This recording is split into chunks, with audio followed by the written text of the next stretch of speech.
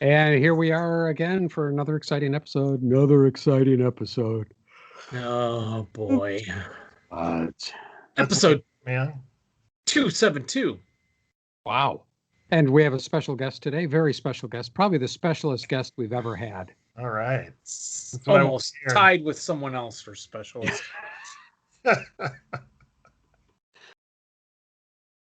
Oh, can you see me okay? Am I Yeah. okay? Yes. Important that I look good. And I think we should start off the show by talking about Dave's facial hair.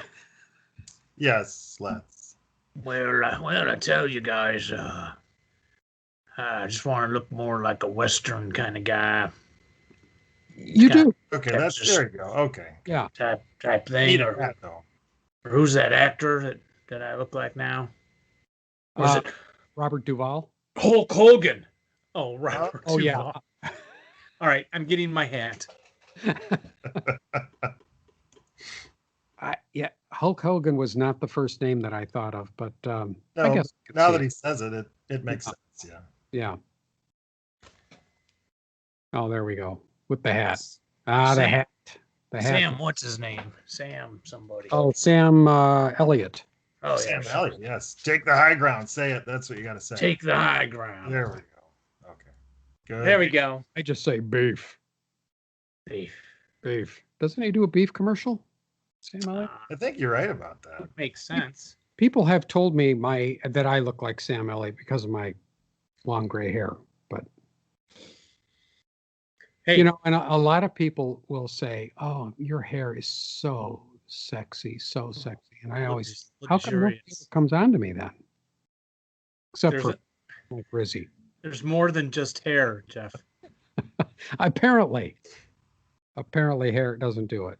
I still remember when we were walking into that restaurant with my boys, Tom Barkalow, Jeff, and I, and the 2-3 girls walk out and they go, "Hi," and I'm like, "Oh," and Jeff's like, "Dave, they only said hi because they know we're like really old men. We're harmless." He's right. I'm afraid it's true. No, it was the two half squads hats. Come on. Give yourself Yes, some could credit. be. I could Don't be. you have one, Mike? I don't. Oh my goodness. Where's my hat? I have a dirty one upstairs that I have worn outside to work in. I could You make- maybe try to wash it up. That's an attractive prospect. Oh, but I had a dream. I know we're not supposed to talk about dreams because they're boring. Okay. I'll make it really short. So Mike and I are playing, what you've been playing lately, Chinese Alamo, and I have all these heavy machine guns and mediums up on top of this fort by the river, and they're up high and they're shooting down, and they're all. And I've been when I was going to bed, Mike, a couple of nights ago on vacation, I couldn't get the game out of my head. It's like Yes. I was at home here. Yeah, I'm thinking in bed. I got to get out. I got to get off the ledge, and then I can advance back, or do I go down inside, or what am I going to do with OBA? I got to kill the OBA. I got to kill the kill stack with the neg 1 leader shooting at me. What am I going to do?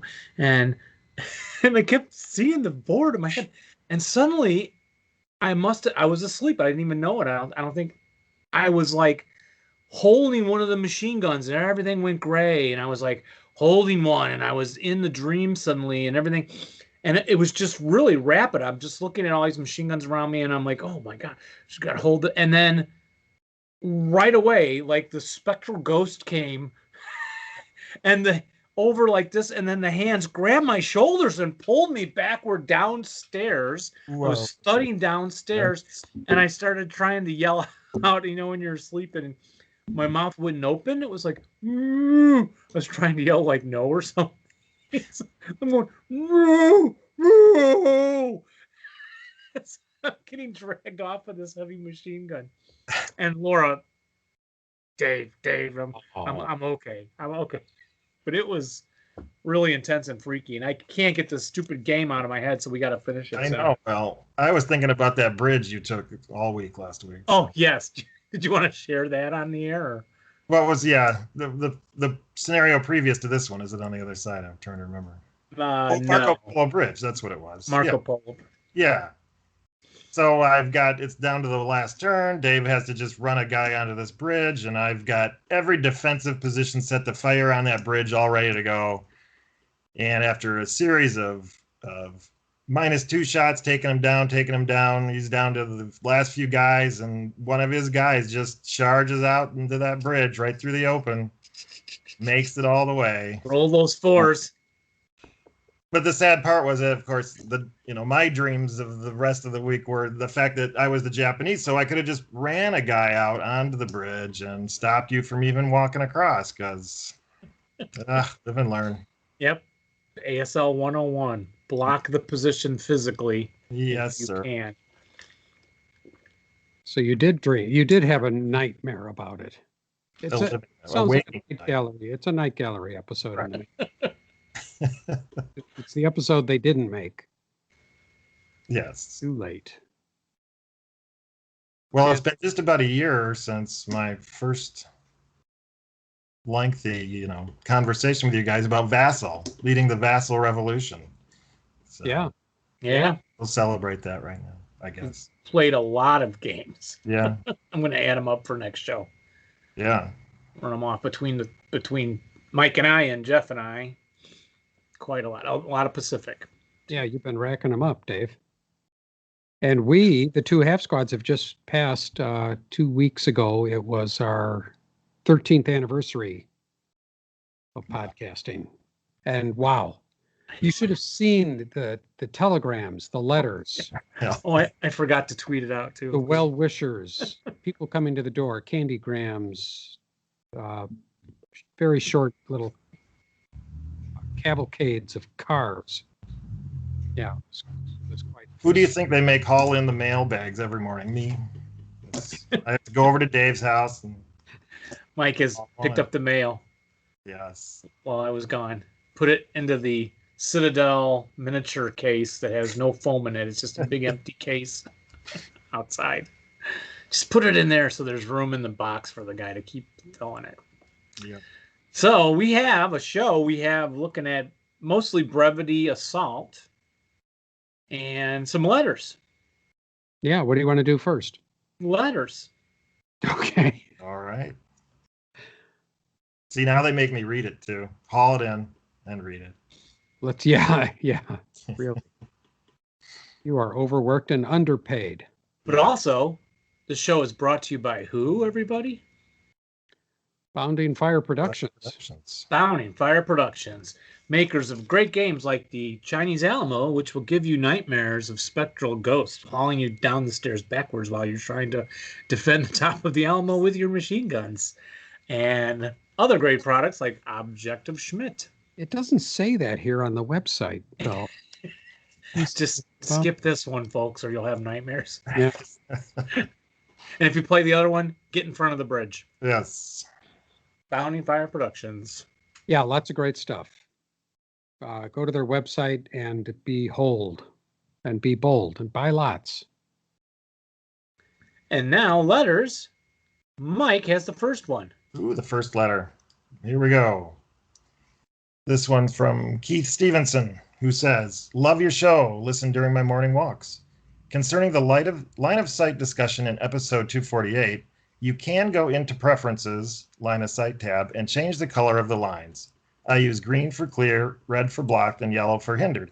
If you check the verbose box, there will be a little pop-up telling you which hex blocked and or how many hindrances the line of sight goes through." Have you guys gotten that to work? Yes. Yes. I think maybe possibly and so he's talking about Vassal. Vassal. For those that don't know. Yeah, it's got this handy little line of sight thing. I don't think it works on all of the boards, though, if that's possible. I think it works on all the standard.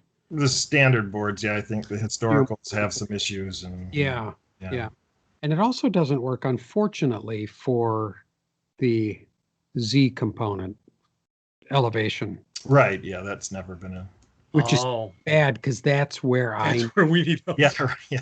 Oh my gosh, I am like biggest dope on that. Well, can I see over the top of that? I can just, it's a hillock. It's a hillock on a hill, on a crest, and I'm 3 hexes away, and there's a bush, and I'm 6 feet tall, but I'm standing in a hole. And it's It still gets to me. And I always think I'm going to get Legos out and do blocks and standing up, but I never get around to it. So if anybody's working that on Vassal, I will send you $5 to encourage you to continue on. I changed the stencil of the font to the classic GI stencil. So when using Vassal, it looks more era appropriate. You can do that? Yeah, you can do that too. I didn't know that. I'll have to look at Very that. cool. And Jeff, you have the next letter? Hi, guys. So here's a quick demo on how to set up a scenario card for use within a Vassal game. Your limits are pretty much only bound by your HTML skills.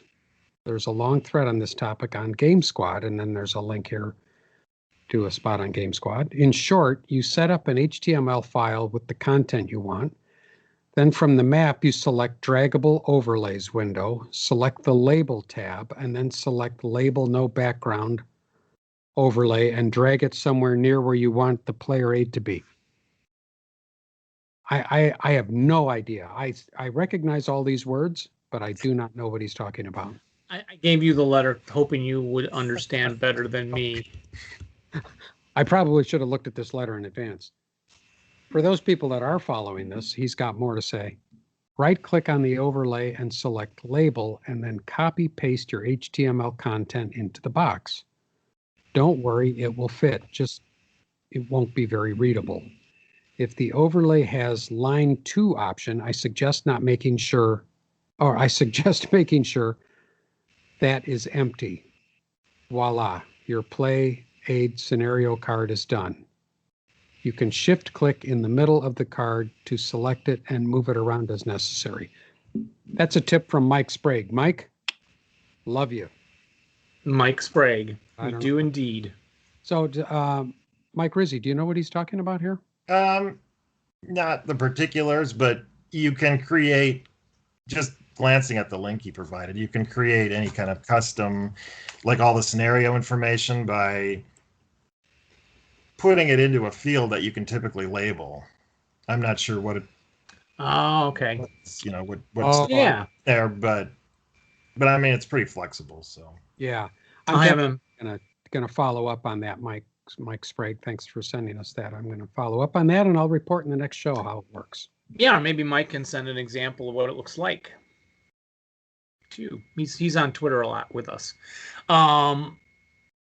We have a listener, Doug Pearson, who made a player aid for infantry information counter use, and we're going to post it on the site if Jeff can get it transferred right from an HTML or something to a PDF. Yeah, it's a little cumbersome as HTML, just, for those people that might want to print it out. So I might modify it a little bit, and then we'll post that on the site. Yeah, be sure to. With the show notes of this episode. And as a lover of YouTube, I'm going to be like everybody is on YouTube. Just click on the show notes down here. I'm pointing down to the bottom of the screen. Yeah, just click down here. Oh, I hate that. That drives me crazy. Does that bother you guys, or is it just me? I haven't seen it a lot. oh yeah, I've seen it a lot. I know what I'm saying. Yeah. Just look down here. I know another pet peeve of Jeff's is always when like bloggers say, "Hey, sorry, I've been away for a while." Remember complaining about that, Jeff? Oh yeah, that drives me crazy. Yeah, sorry I haven't posted in a while. Life gets in the way. Oh, just get on with it. Nobody cares that your life gets in the way. I mean, you care, but nobody else does. I think it's expected at this point that people will bop in and out of things sometimes. Mike has a letter. Pet peeves. We'll do a whole show on my pet peeves someday. This whole series has been basically about your pet peeves. Yeah, really. Yes. Anyway, here's my letter. Grumble Jones recommends Felix Sparks' book, The Liberator. It is a fantastic book, he says. The 45th Infantry Division Museum is in Oklahoma City and well worth a visit. Also, Pooch in the previous episode was referring to Colder Than Hell by Joseph Owens. That was the book. A must read for any ASL Korean War fan.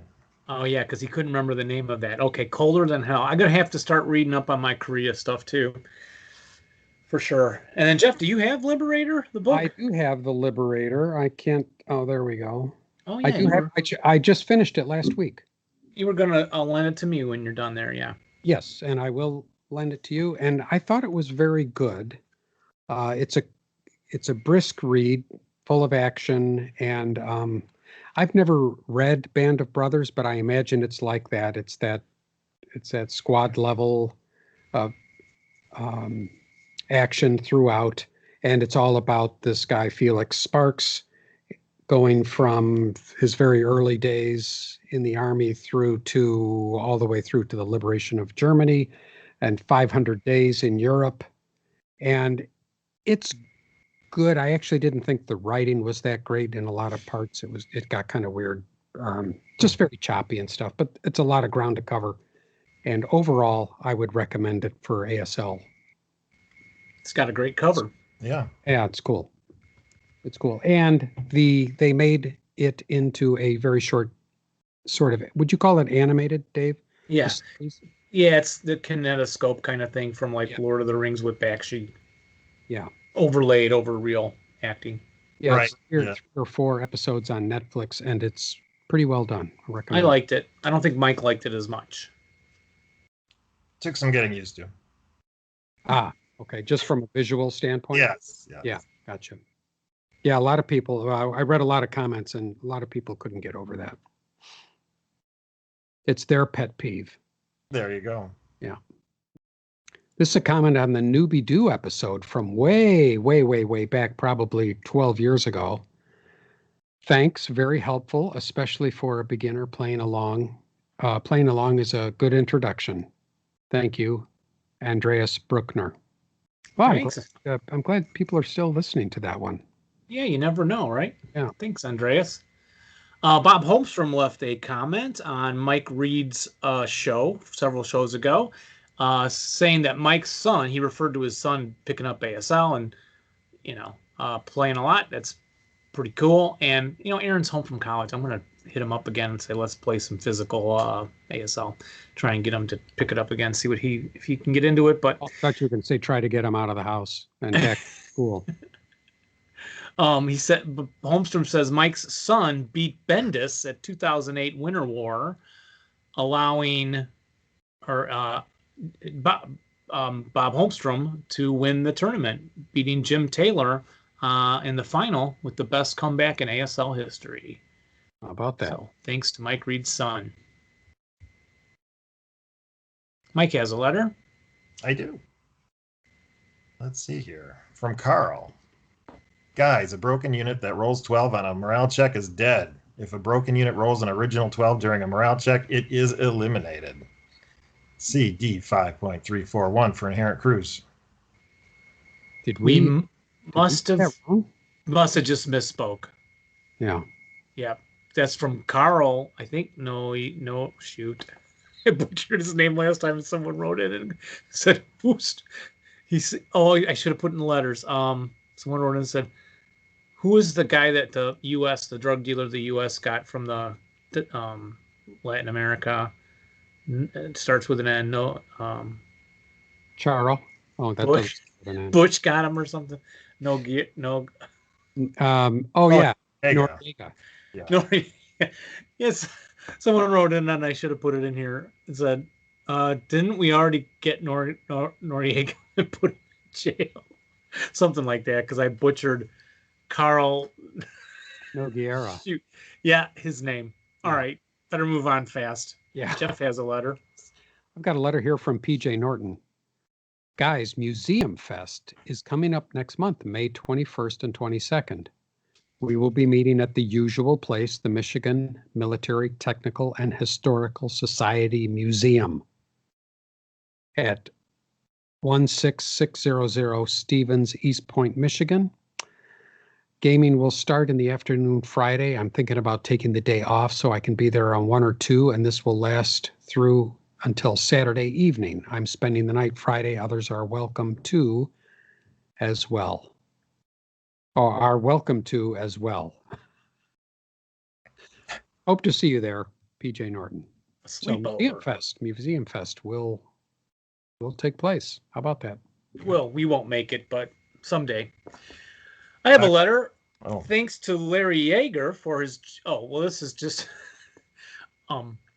We'd like to say thanks to Larry Yeager for his generous one-time donation, and to Mark Bergen for increasing his pledge on Patreon. We'd like to also thank the following Patreon supporters: Bill Forg, Dennis Donovan, Andy Beaton, Erwin Lau, John Hoy, Chris Brooks, David Ford, Pete Courtney, and Chris Quichi. Thank you all very much for your support. And any one of you listeners can subscribe to us on Patreon. We still would like to get 1,000 of you to each give us $1 for each show, and we would become rich. And I have another letter, or a real letter. Hey guys, this is from Carl Noguera.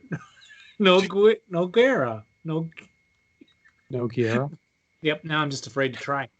Hey guys, this would be how one would get a hold of one of those Nor'easter XX packs, 20th anniversary packs. Please see the pack attached. It's been out 5 years now. I still do them under the Yankee ASL label. Anyone who wants them needs to email Carl at his Gmail address. I guess contact us and we can get it to you. Unless he wants me to put a link in or something. $15 for that. It's PDF only. Now, because it's PDF, you must give an email to send it to. Email him, and he'll provide them with, and you can do the PayPal payment info. If you prefer to send a check, you can snail mail it to, I'm sure he wants us to give this out, Carl, Nogueira, 7 Green Street, New Bedford, Massachusetts, 02740. So apparently it's still available. So if it says out of print at the website, you can still get it from Carl. Excellent. Check. The PDFs eventually run out though too, and they're gone for. Yeah. But send him a check. I think I left my check in the glove compartment of my horse and buggy. I still use checks once in a while. Do you? Mm-hmm. You're that guy. Once in a while. Yeah. When you're at, you go to Games Plus, and you whip out your checkbook.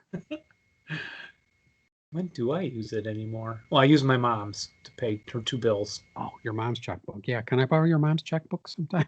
Bank of America and Xfinity Comcast every month. Mike has a letter. I do. This one from Preston Yonkins, who says, once again, great interview with Mike Puccio, though I wish I would have caught the name of the book. Well, we just talked about that, I think. So if he wanted to combine his current interest in the Korean War with his older interest in cavalry, I would note that his book, This Kind of War, T.R. Fernbach's, recounts an incident very early in the Korean War where a Korean cavalry unit charged some North Koreans. Unfortunately, I can't find which page it's on. I've gone back and started re-listening to some of your earliest podcasts starting in the 120s. It is sort of fun listening to you guys talk about whether or not you guys were going to go past episode 200. I also enjoyed episode 169 where you read my first 2 emails. In episode 186, Jeff, if I remember correctly, mentions the lack of scenarios for the 442nd Regimental Combat Team. However, according to the archive, a gentleman named Jeffrey T. Allen is designing a number of scenarios for the 442nd. However, only a few of them are to be found in the ASL wild. Finally, where is this scenario pack? Question mark. Or THS. Two squad scenario pack?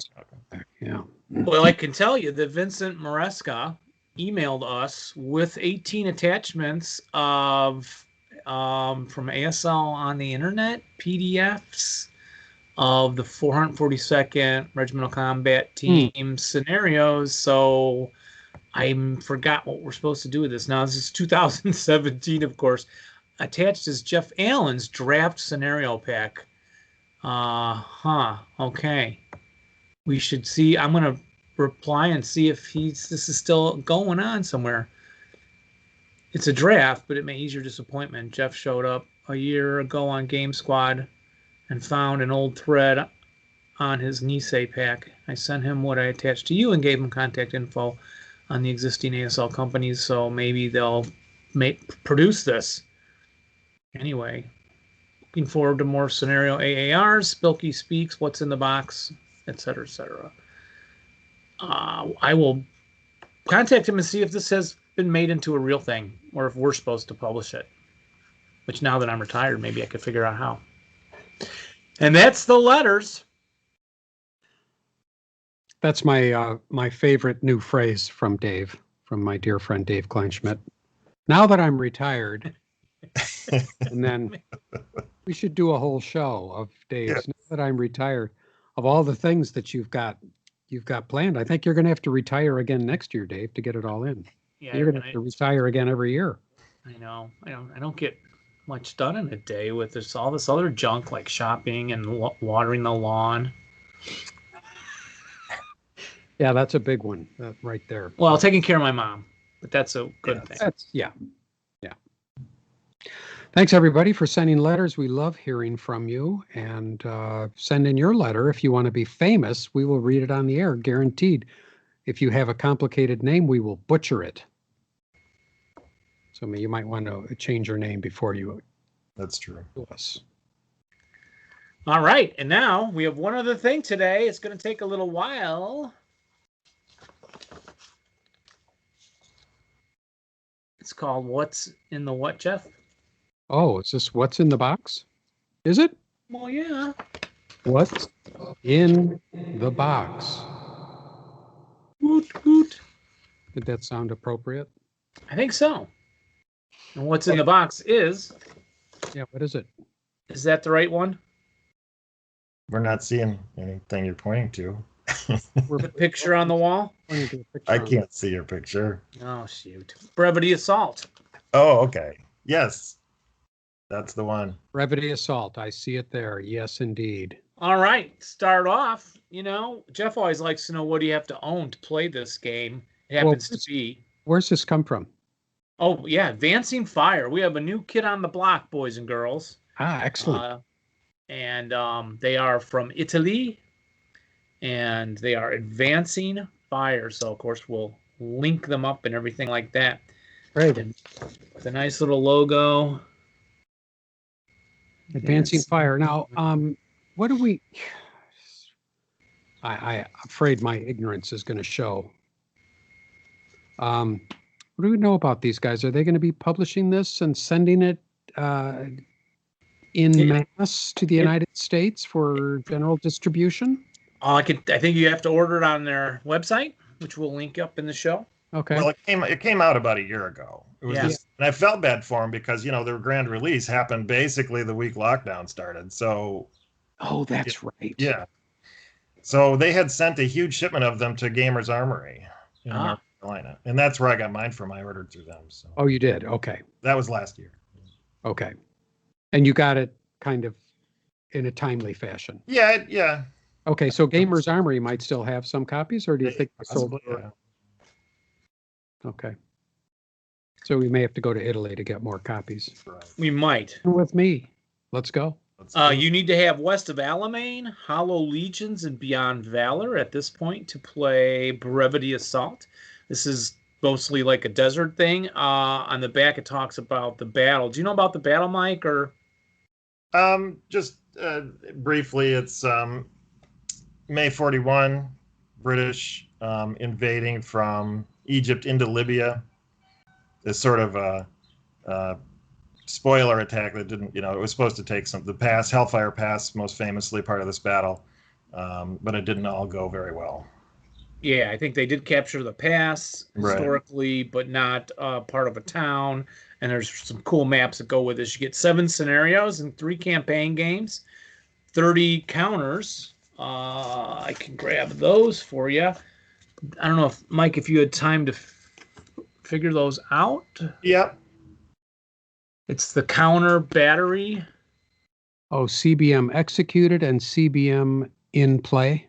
Right. It's all part of so this game is innovative in that it adds a new way to play the game. So it adds this operational map. Maybe Dave can hold that up so people get an idea. So that it's not a traditional historical ASL module where you would fight repeatedly over days or weeks over a single map. Here you have a battle that's basically roughly 2 days, but it's highly mobile. So what they've done is they've created a whole mini game that goes with this, where you have counters representing companies and mobile formations, and that counter, there's a chart that shows, maybe Dave can hold that one up too. So an individual company counter will hold the appropriate ASL counters within it, right? So like you would have a tank formation that will hold, 3 or 4, representing 3 or 4 tanks represented by their ASL counters, or infantry companies represented by the appropriate number of ASL squads. So you'll have, during a move, you'll move on the map from point to point. It's an area map, and you can divvy up the forces how you see fit as you advance to your objectives. And then, the enemy will move his units, and you will engage on a point on the map, and then play an ASL scenario to resolve the combat in that spot on this operational map. And you'll do that in repeated turns, and your forces will wear down over time as you move. There's a fuel component, there's an attrition component, so the unit will take losses both from combats and from just wear and tear. So these counters then represent all of these guys. All those, right. So you can just move the one counter instead of having to move all of this around, right? Yeah, exactly. Until you engage in combat, I Right. assume. Interesting. Yeah. Yeah. Oh, that's very cool. So this is Yeah. unique. This, as far as we know, this hasn't been done before for ASL, or is this? Yeah, I've never seen it anywhere These else. guys have not published anything in the past like this. No. Yeah. Oh no. They have 2 games out. We'll take a look at the other one closer next time, Biazza Ridge. But these things come with the operational forces charts. Mm-hmm. Yeah, find the map. That's the important one, because that'll kind of show it. Not that, but and Jeff, you also get a really high quality piece of like almost tag board, not like in the MMP products. They have the pretty colored sheet of paper with the 3 hole punches. Yes. Not colored, not 3 hole punch, but listen, Yeah, that's nice. Yeah. it's like when you're running in a cartoon. It's exactly like that. That's worth it alone, right there. They went all out. It is. Only the Italians would come up with such a fine little detail. Here's I'll keep looking, Mike, but Yeah. this is a fuel availability chart. Right. So No, OBA record. OBA, yeah, that's the other component too. Is so if you have long range artillery pieces that typically in ASL are represented by OBA, you can set them up as OBA by having them in the adjacent spaces in the on this operational map. So you can use them in either capacity. You could drag them onto the board and use them in a direct confrontation, or have them be OBA by setting them up in the appropriate places. Wow. Yeah. And then fuel availability. Right. That's interesting. Insert yourself with fuel. Yeah, it's going to be very important. It does come with. How does that work, or do you know yet? The fuel? Yeah. Yeah, when you move from point to point, it costs you so much fuel. I think there's if you want to go, there's the map. So if you wanted to go racing across the map, in the various colored lines between them are primary roads or desert roads. Okay. I assume it costs fuel to move farther. I didn't really get into the particulars of that, but so you start in those square boxes on either end of the map. They're staging areas. So that's the British coming from Egypt, and then there's the Germans and Italians coming from in Libya. And you meet in these circular points on the map. Okay. And some of them are little outposts that don't have a historical reference point. So you roll randomly to set up with your desert boards what that area is. But some of the round ones are historical points that are actually mapped, and then they give you a guide. I don't know if I can pull that up real quick. Yeah, I've got it too. They got you. Yeah. There's a guide that shows you how to use the desert maps historically to set up those positions. And then 2 of the circles are the traditional historical places where the battles were fought at Hellfire Pass and at Solemn. And that's the historical maps that come in the kit too. And I've got those over my shoulder. Oh, nice. Okay, I'll get a close up look at it. Also, you get let's Also take a use look. some geomorphic desert maps that come from. Yeah, if you use the original desert map. Yeah. Okay. For those ones Mike showed you. Yeah, maybe show them again. Right, It yeah. lists the boards and the It's just overlays. the boards and the overlays. Yeah. Okay. Yeah. See, that's board. Wow.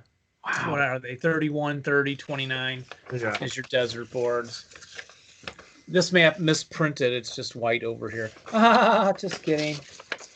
That was when it snowed in the desert that time. Yeah. Very deserty looking. Yes. Wadi, wadi, wadi. Mm-hmm. Huge. How many maps does it come with? Well, 2 of these historical yeah. maps representing Halfaya Pass, Okay. and 1 which has the historical village of Solemn, and 1 that is the Libyan-Egyptian border. And it says they're historical. yeah, those are the historical. The kit does come with some just standard historical scenarios to fight on these maps if you don't want to play the campaign game. Is there any, mention of location called Tanis, where the Ark is supposedly buried? Yes. It comes with an Indiana Jones counter. Yeah, Look at that. Isn't that cool? it is really cool. Beautiful. Artistically. Look at Yeah. the different sand Yeah. colors. They are. Now, they are a little thin. They're I would thin, say yeah. these maps are a tad thin, but we're all professionals. We all know how to protect them. So those are different elevations. Is that why the sand is different colors? Yeah. Yeah, right. So how many different elevations are going on there? I think it said 9 or 7.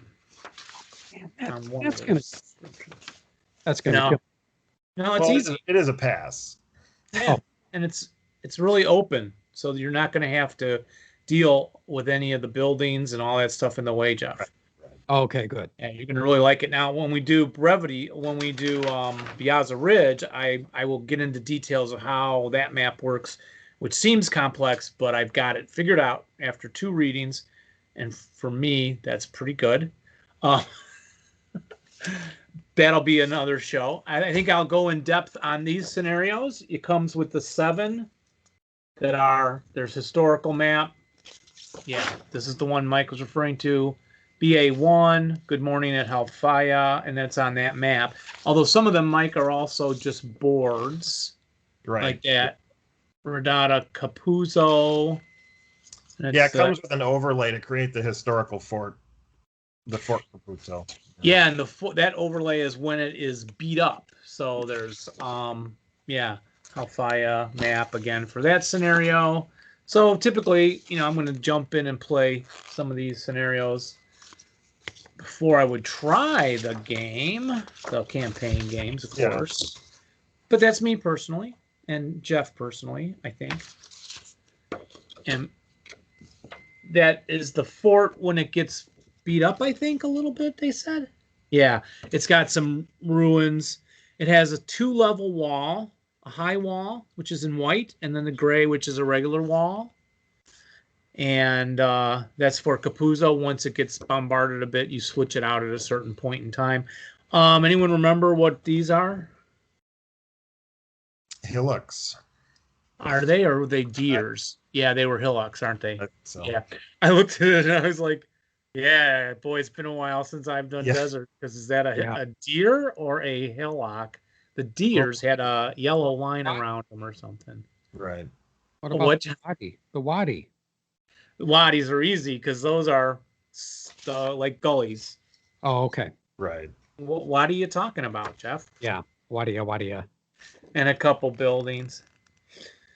So What else are we missing? You get your operational turn sequence. Did you look at that, Mike, at all? Yeah, that's the movement. You do the movement on the operational map, and then you determine if you're going to have combats.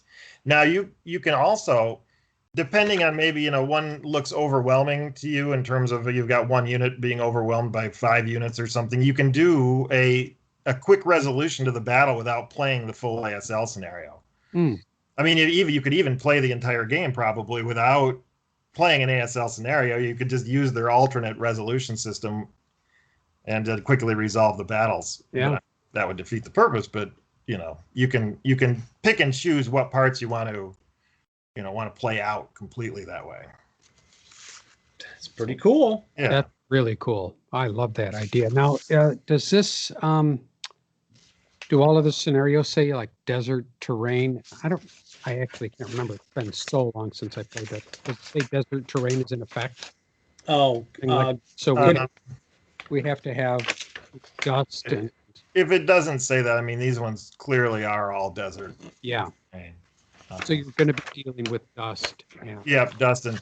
And as the day progresses, of course, you can plan your tactical strategies based on where the sun is, because the sun moves during the day. So you've got the sun blindness rules and all that sort of stuff.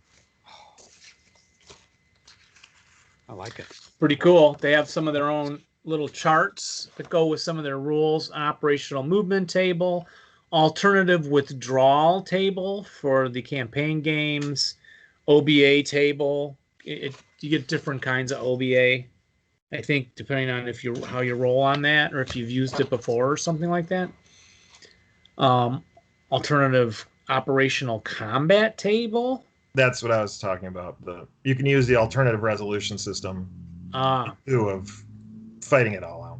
Oh, right. It gives some modifiers for what you have in the units, and mechanical breakdown die roll modifiers. Also, fuel shortage adds a +3, things like that. Right. Too. So all that, and the I always like the idea of an operational level game with, a strategic level game with tactical scenarios that go along with it. Yeah. I don't know how many games. Are there a lot of games that utilize both of those? Well, it was an old joke we used to tell all the time playing, grand strategic games like World in Flames or operational level games. It's like, why don't we resolve these combats by playing ASL? So it's But nobody finally, right? We've moved in that direction with this game. Yeah, the very first game I ever bought was called Star Force by SPI. And it's a galactic game. It's not galactic level, but a star system level. So you're moving between star systems. But when you actually get into interactions with other units, you move your pieces over to the tactical, this little side map. Right.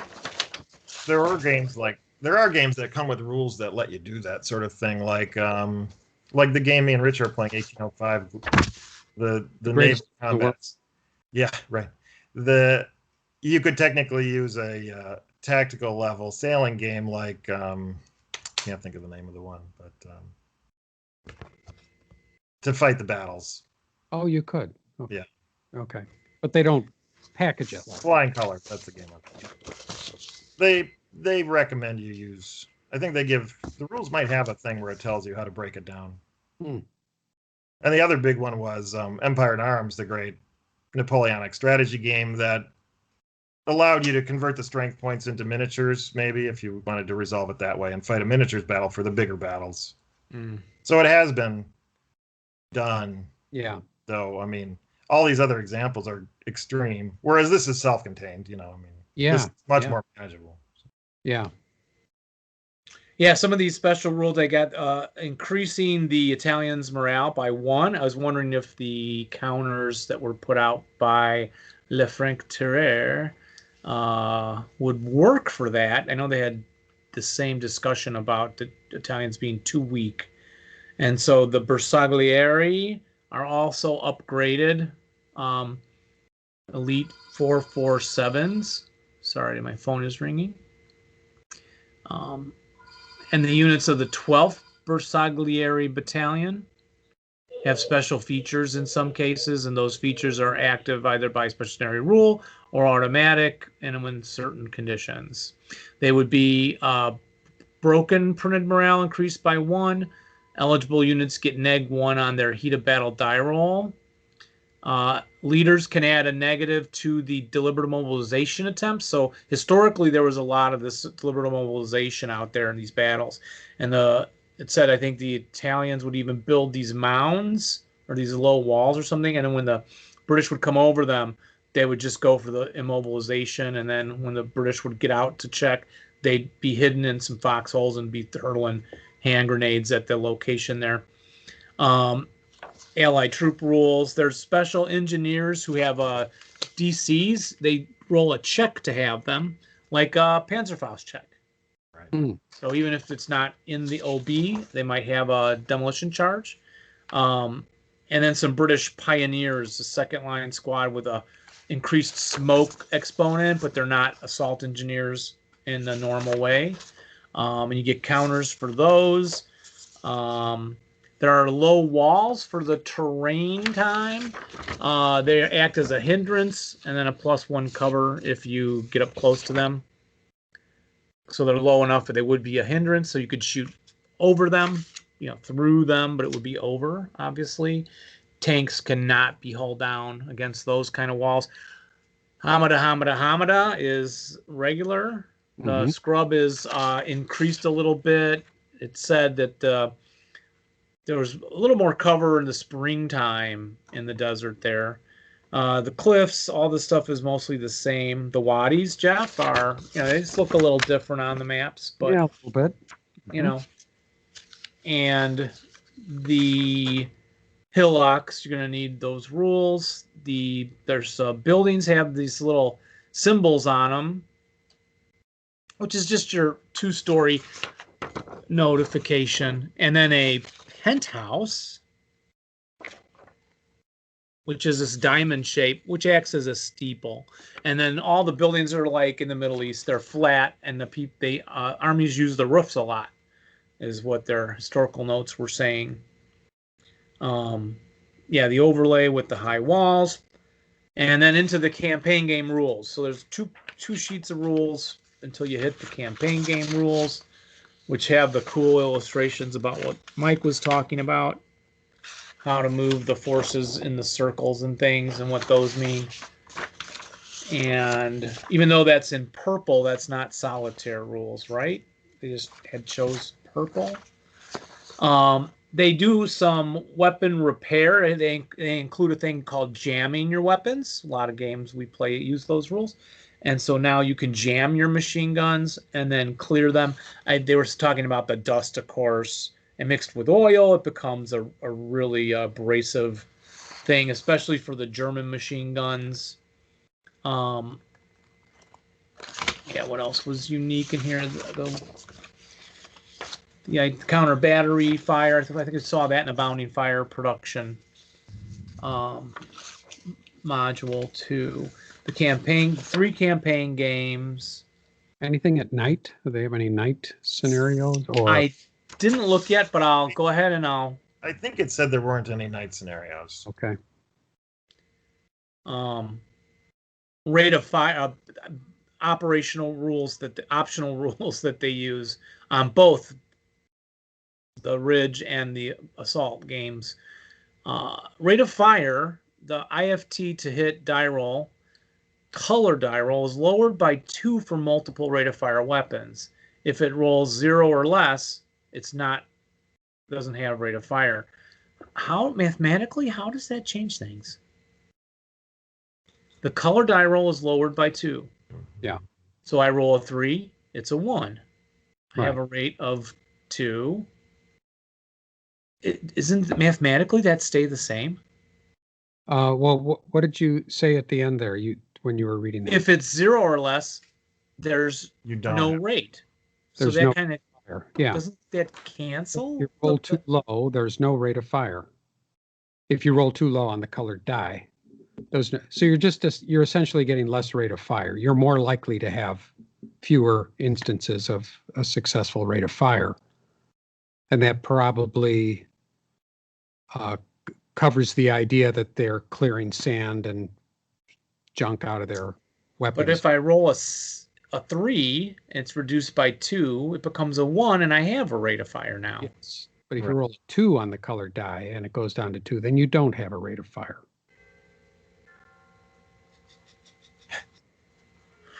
So you have less rate of fire. Think about this one. You do? Yeah. Okay, Right. I'll figure it out someday. Yeah, I'll look it over. The gun malfunction, it can have an ammo depletion or a malfunction. And there are modifiers if you're intensifier, non-qualified use. Same thing again, the machine guns. Whenever a sport weapon makes a fire attack on the IFT, a B number is a sub. If that IFT die roll, that is the machine gun's B number. A subsequent die roll is made to determine if it jammed or if it malfunctioned. So they don't always just malfunction. And there are vehicles. I didn't double check any of these. I assume they're all new. Do you think, Mike, or I don't know? I don't think they're all new, Let's say but some guns and some vehicles. So for the British, a Canon Da 47/32. Oh, it's the captured Italian gun. right. Okay. A lot of those. And then your notes that clarify the historical, what was going on, your footnotes that I always loved. And I think we looked at everything in the pack. Yeah. Well, I hope somebody else runs with this and we see more of this system used because I really like this idea. It sounds amazing. Really cool. Yeah, I hope they do. I hope they come out with more of that. Yeah. Dave, did you mention any of the names of the key behind this? Maybe Yes. we can talk about them. That's why I kept that sheet out, the credits, the credit box. The proofreading is just Jack Boyle, and it's pretty good. I noticed a few things that I would have rephrased in English, but this is Sebastiano Caltabiano, with thanks to Paolo Cariolato, Carl Noguera,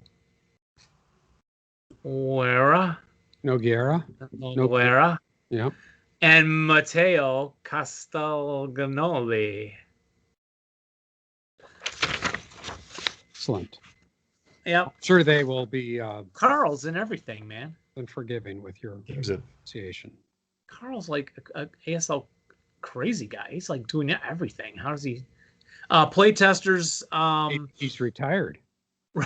Roberto Alessi, Lorenzo Marinaro, Matteo Castellano, Mario Mussini, and Martin Vica. I recognize that name from other things. Yep. Yeah. And Scott Holst. No kidding. Yep. We interviewed Scott. Scott's still doing stuff too. And James Fardet.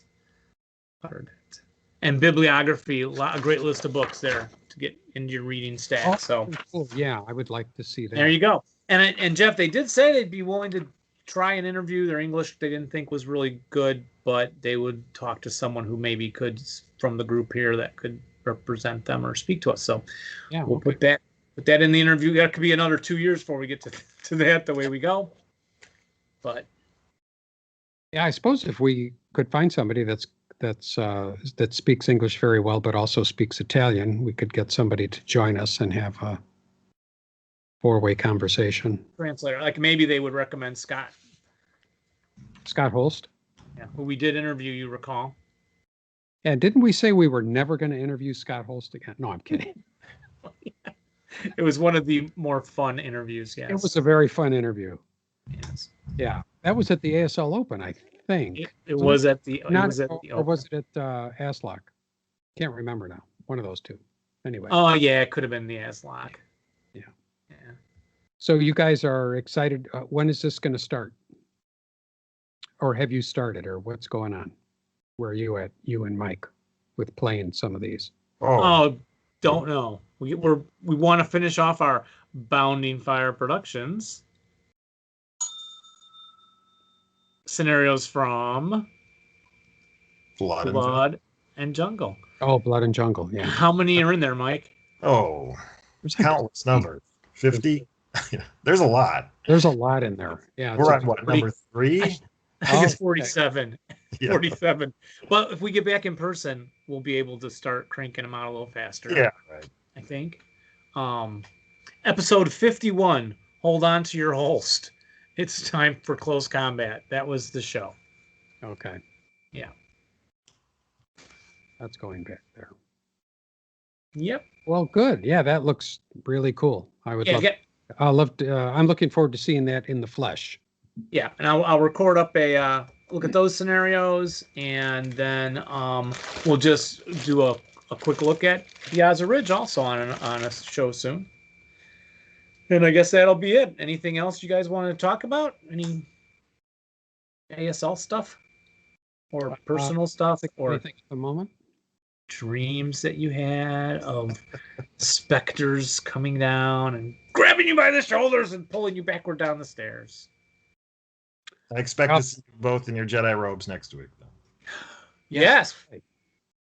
Did we have to buy points or buy stuff? Did I do that? I did it, right? Experience last. Yes, I think you did yours. I did mine. Jeff, did you do yours? No, I got to do mine. Maybe if you were retired.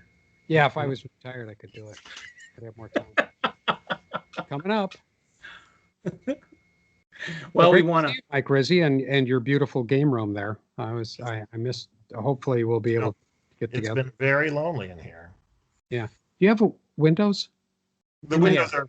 I'm looking out them here. You are. They're Okay. one side of your room, though. Yeah. Well, we could put a fan in to kind of get some circular. Oh, Yeah. we're not. Are we worried about that if we're We're not all too. safe now? Yeah. I don't know. So yeah, I'm gonna move soon on something, Mike. So we'll need to talk. But I will see you tomorrow at 3 on Vassal, Mike. Yes, sir. And Jeff, we missed our game. If you want to sneak something in, let me know. Okay. No. That was a little quick. Yeah. Well, you better not get any help from that specter in this game. You know what I'm saying? We have to summon something. All right, then we'll say goodbye until next time. So remember, will. everybody, remember this, okay? We've been saying this, but we want you to remember it. Roll low. And rally well, but But not not when when you're you're playing us. Please. Bye, everybody. Bye, everybody. Bye.